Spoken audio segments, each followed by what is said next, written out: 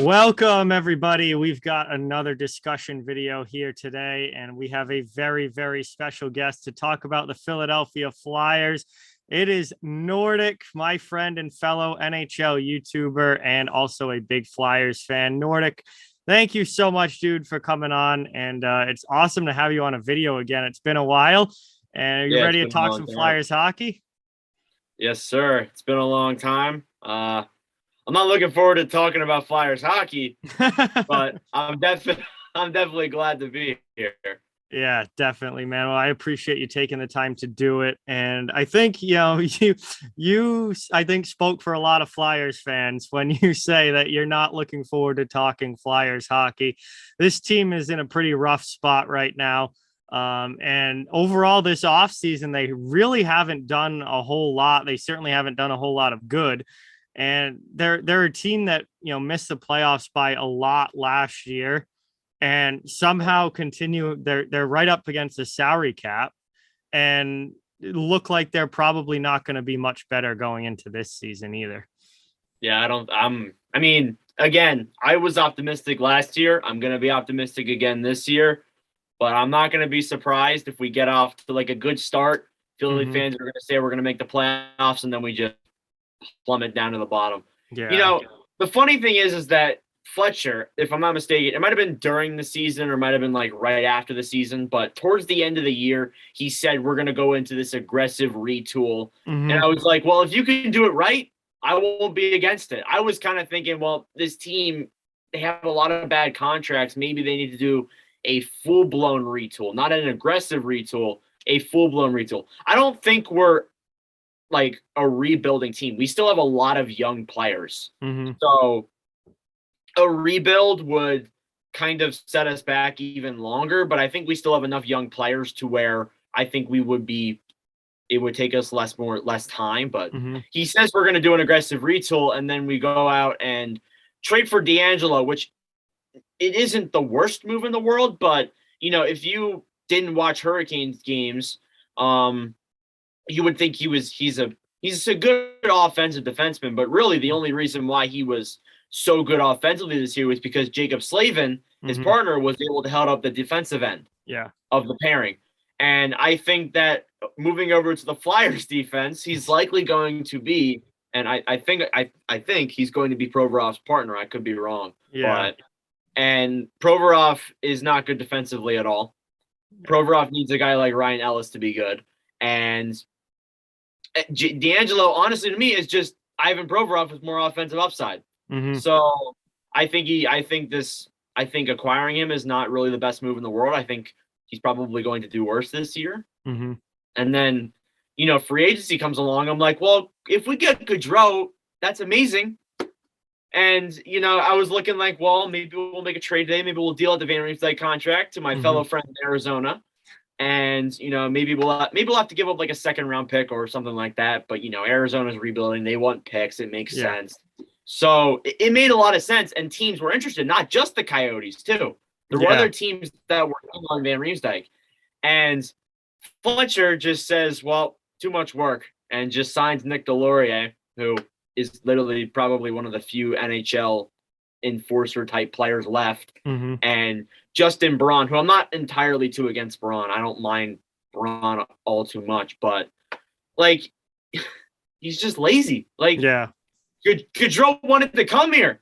Yeah. The highest scoring free agent this year wanted to come here.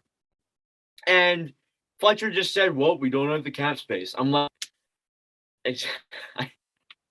I could go on forever and forever about how this team is just, I get it, man.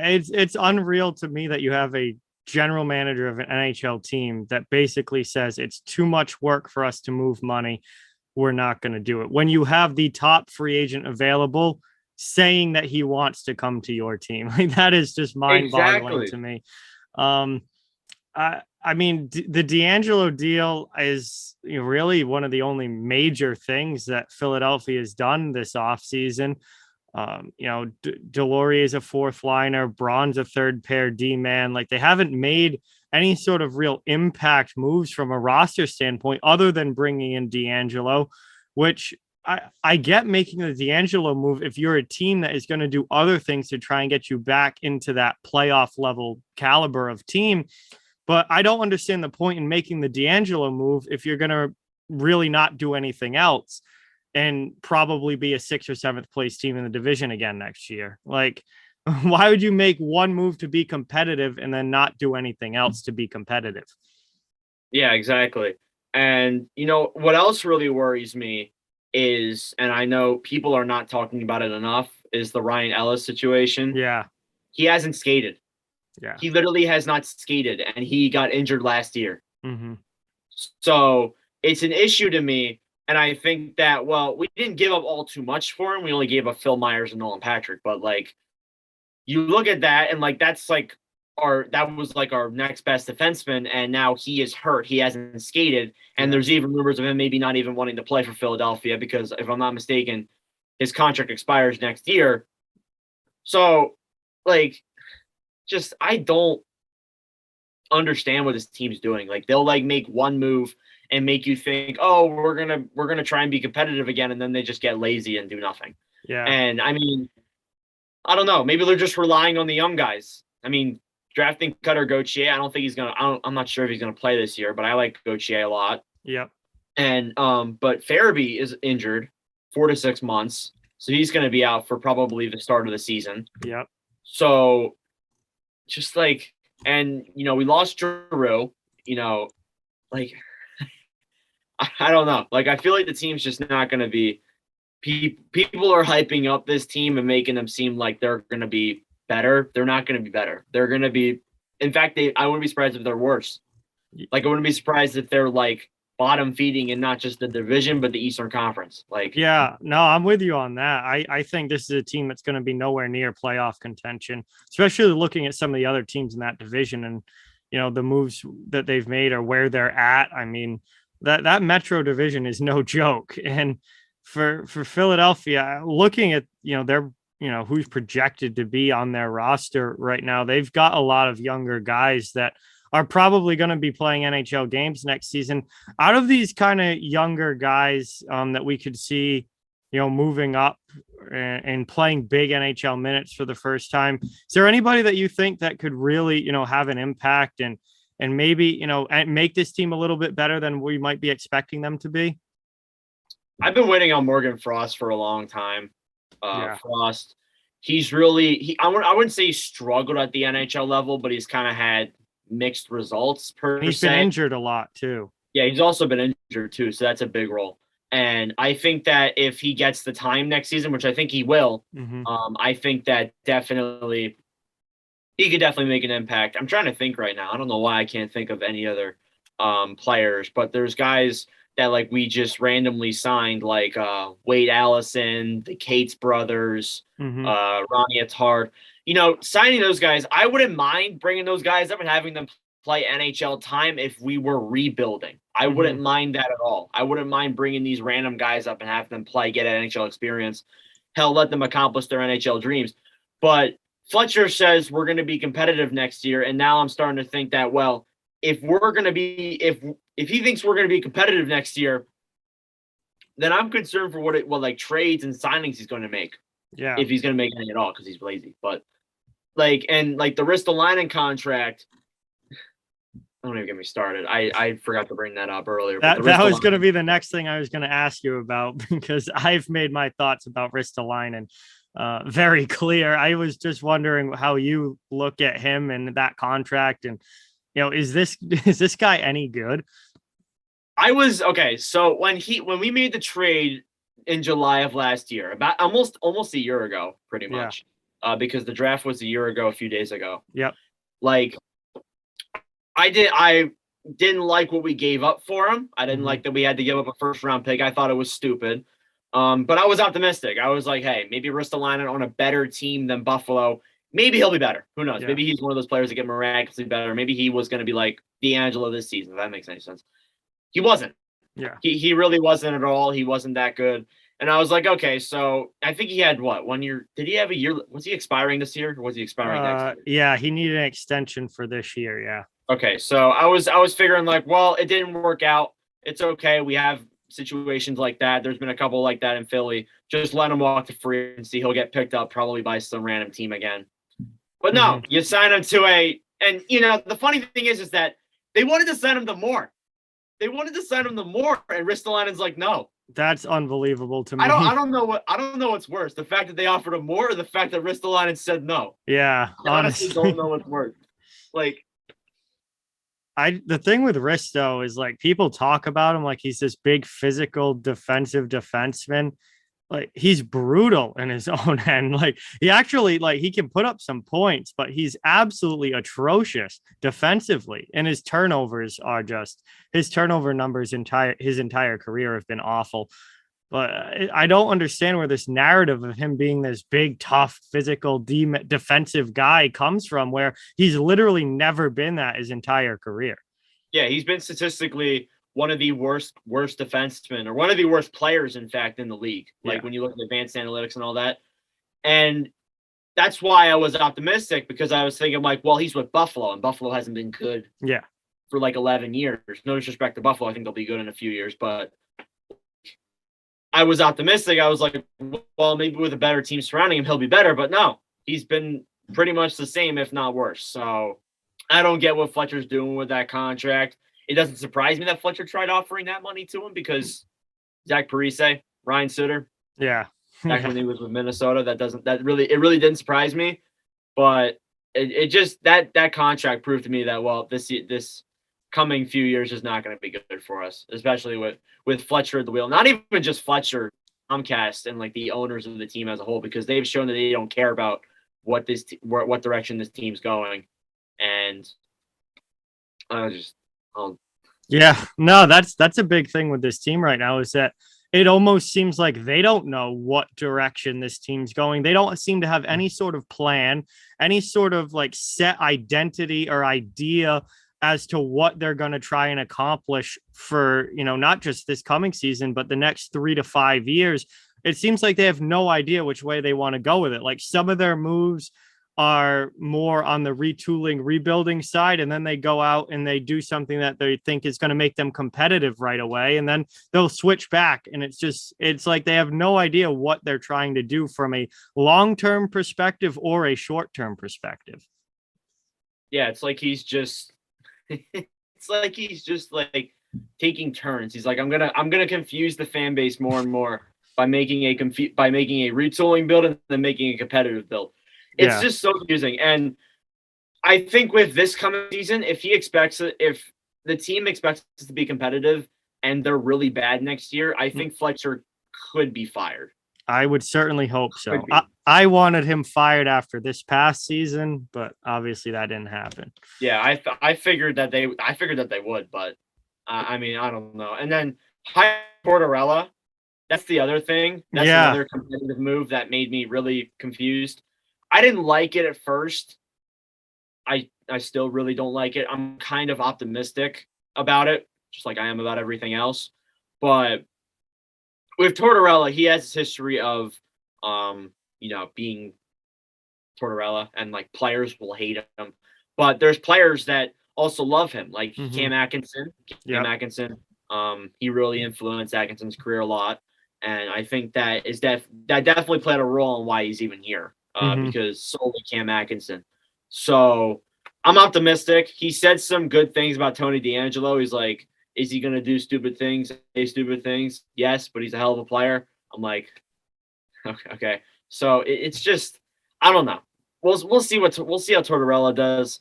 I don't think he gets fired this year, even if we are really bad, because I think Fletcher would be the first one to go. But then again, it's Philly. Nothing goes as planned. I think to me, I don't think it's really going to matter much who the coach of this team is, because their biggest problems are not necessarily because of the coach, but more of roster construction. So, I think you could put almost anybody behind that bench and this team's going to struggle. I do think something that Tortorella might be able to bring is if he can get the team to buy into playing that high effort hard nosed, like we're going to block shots. We're going to grind it out in the corner. We may not win every game, but we're going to give 100% effort every game. If he can get this team to give that kind of effort on a nightly basis, then I think that is a plus for Philadelphia that we haven't seen the past 2 years. Because one thing I noticed with Philly over the past 2 seasons, when with Vino and with Mike Yeo, is that a lot of the games I watched with them, they looked like they didn't even want to be there. Like there was no effort level. They mailed it in before the game even started. They didn't even want to be on the ice. And I think if there's anything that a guy like John Tortorella might be able to get out of this team, it's a better effort level. It's, where, even if we're not the best wins and losses wise, we're going to put up an effort every night. Yeah, that is something I will agree with you. That is something I have seen in the past 2 years. They just seem lazy in almost every single game they play. So I'll be at least a little bit more satisfied if they bring the effort every game, and that'll definitely win us. Probably will win us some more games as well. But I still don't think even if he brings that, I don't think we'll be much better. Yeah. I think we'll win probably maybe 6 or 7 more games because of that. But I honestly don't think we'll be that good. And it doesn't help too. And I'm going to go back to this. It doesn't help that the entire Eastern Conference, almost the entire Eastern Conference, is going to be competitive next year. Yeah. Almost every single team in there is be competitive or has a really bright future, except Philadelphia. Yeah.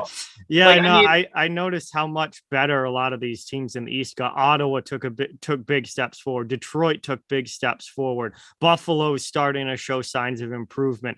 Columbus, obviously with Goodrow, just took a big jump, and they have a lot of. I feel like Columbus's prospect pool is kind of underrated with guys like Kent Johnson and Cole Sillinger who played last year. They've got some good young players. It seems like all of these teams around Philadelphia are taking these steps forward, and Philly's just not. Philly's taking a step forward and then taking a step backwards. It's we're just in the same spot. It's so weird. And I know and everyone's saying Pittsburgh and Washington are going to be bad in a couple of years. I don't think they're going to be all too terrible. So worrying about them falling is not going to be an issue. I think Philly probably finishes around last in the Metro and probably the Eastern Conference and maybe even the league, in all honesty, maybe even the league, because I'm not looking forward to what's to come. No, I don't blame you. I'm with you. I think Philly's going to be one of the bottom teams in the East this year. I think they probably finished 7th or 8th in that division. And I think there's a lot of work to be done with the Flyers. And I certainly don't think Chuck Fletcher is the guy to do it. I mean, this guy I look at right now as one of the worst GMs currently in the NHL. And I think that until Philadelphia realizes that and moves on from Fletcher, I think that they're going to be a team that's in a pretty bad spot. And, the good news for them, though, is that they do have some contracts coming off the books within the next few years. Like Van Riemsdyk is up after this season. Hopefully they're able to eventually trade him, maybe at the trade deadline this year. Nah, that's too much work. Sanheim and Braun are up after this year. So they got a little bit of money coming off the books, but still, I mean, they're locked into, Couturier for forever, for a long time still. Provorov's still got 2 years left after this. Ristolainen, they just re-signed for 5 years. There's some areas where this team, has a chance if they get a new GM to try and, turn things around, but it's still going to take a lot of work, and it's going to take some time, I think, before this Flyers team is getting up there to say, where the Rangers are at or where Carolina's at or something like that. Yeah, going back to what I said at the beginning, I don't think we're a rebuilding team because we still have a lot of young players. Even though we have been, because we've been crap, we have a decent prospect pool. Mm-hmm. We have some decent guys coming up and down. And then obviously, as we mentioned before, we have young players like Atard, the Cates brothers, Allison. We've had those guys come up and play some NHL time. So we still have young players.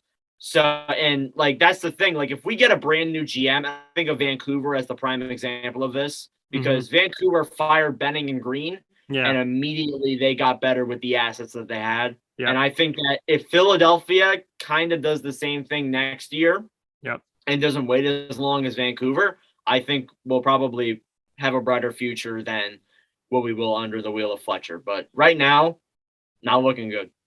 Yeah, At all. no, I definitely agree with you on that. And that, it is because Vancouver, you saw an immediate change with the Canucks when they fired Benning and Green and went to, Patrick Alvin and Bruce Boudreau.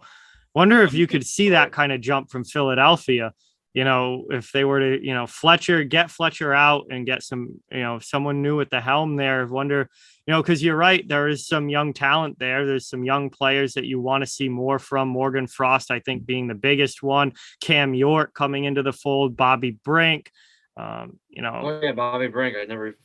Bobby Brink as well as a young guy that I think could help out. I wasn't even thinking about him. Yeah, no, I mean, there's some pieces there where they could possibly start to at least set the foundation for the future. But I think that this GM is not the guy to do it. And I think until that change is made, we're probably going to see Philadelphia in this spot where, they're kind of struggling along. Yeah, I definitely agree with that. I just think that, and overall, I'll just end with this, is that under Fletcher, we're not going to be a good team. Mm-hmm. That's all I'm going to say, because if Fletcher keeps making these moves where it's like, we're a contender, and then no, we're a retool rebuilding team, we're just going to keep going back and forth for the next 2 to 3 years, and we're not going to get anywhere. Yeah, I definitely agree with you on that. All right, man. I appreciate it. Thank you so much for coming on. And everyone, this was Nordic 97, YouTube link in the description. Appreciate you coming on, talking the Flyers. Looks like we're pretty much in agreement on where they're at right now. It might be a long year in Philadelphia, but maybe if they finally make That's that why change. I cover all 32 teams. Yeah, maybe if they make that change up top, then we can start to see things move in the right direction. But for you, my man, anything, YouTube, TikTok, anything you want to plug, have at it. And appreciate you coming on and talking hockey today. I mean, the YouTube, you guys can just subscribe to that. You don't really have to. I don't really care. I just appreciate John for letting me come on here. It's a great opportunity knowing, before I started out, I actually watched John before I started watching YouTube. So guys like him, I appreciate him a lot, and it feels surreal to be on with him. So I thank you for giving me the opportunity. Hey, awesome. Anytime, man. Thanks for coming on. And with that, everybody, thank you guys so much for watching. That was our Philadelphia Flyers off-season discussion. And it might be a tough year coming up in Philly, but we'll see if they can get things turned around. But thank you guys again. And with that, we'll see you guys next time. Got some more of these coming up. It's going to be a lot of fun, and hopefully you'll tune in. So have a good night. See you guys next time.